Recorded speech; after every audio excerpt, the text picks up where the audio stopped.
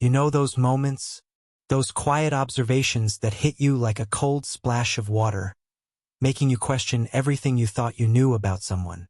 I had one of those nights recently, a night where I just kept asking myself, over and over, is this hypocrisy or just complete lack of self-awareness? It was the annual Hope and Hearth Charity Gala, the kind of event where the air shimmers with goodwill, expensive perfume, and the faint scent of ambition. Everyone who's anyone was there, dressed to the nines, ready to open their hearts and their wallets for a cause that genuinely matters. We were raising money for children's hospitals. My friend, Mark, was the star of the show. Mark. Everyone loved Mark.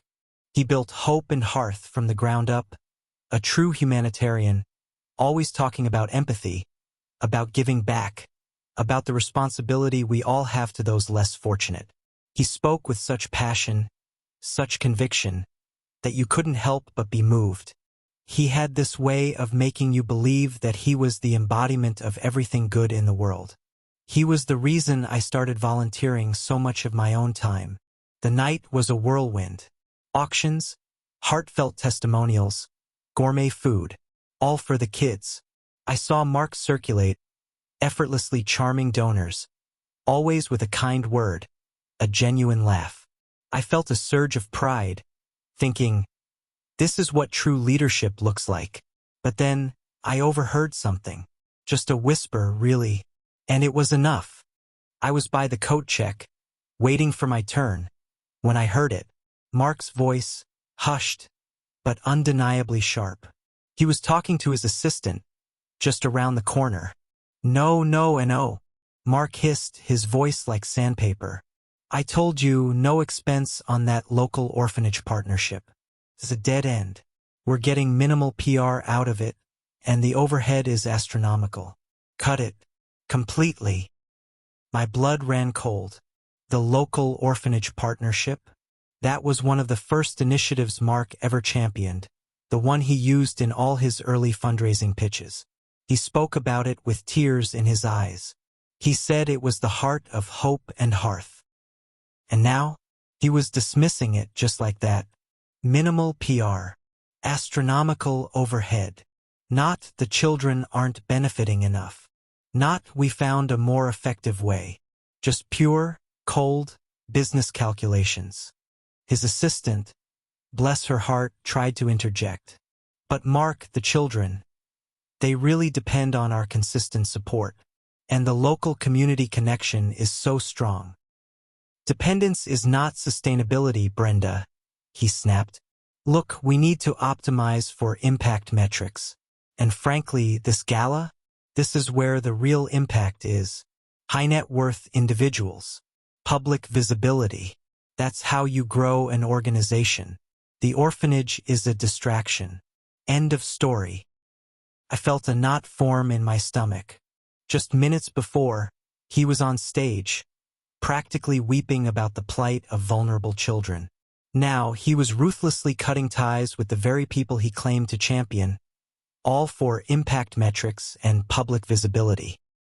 He walked back into the ballroom, a radiant smile plastered on his face, shaking hands, accepting compliments on another resounding success. And I stood there, clutching my coat, watching him. The applause for his next speech felt like a punch to the gut. I went home that night and couldn't sleep. The words echoed in my head. Minimal PR, astronomical overhead, distraction. I kept replaying the scene on stage, his impassioned speech, the tears in his eyes, the absolute conviction in his voice, and then the cold, calculating dismissal. For days I wrestled with it. Was he a master manipulator, a cynical opportunist hiding behind a mask of philanthropy? Was it all just a performance? Or was there something else at play? Something even more unsettling? I decided I couldn't just let it go. I called Brenda, his assistant. She was hesitant at first, but I told her what I'd overheard. There was a pause. A long, weary pause. You know, Brenda finally said, her voice soft, Mark is complicated. He genuinely believes in the mission, or at least he believes in the idea of it. He sees himself as a visionary, a CEO of goodwill. She continued, he focuses so much on the big picture, the grand gestures, the public image, that he loses sight of the individual stories, the small, consistent acts of kindness that actually build that impact. He's convinced himself that these galas, these massive fundraisers, are the only way to truly help. He genuinely believes that if he doesn't secure those big donors, if he doesn't optimize for PR, the entire organization will fail and no one will be helped.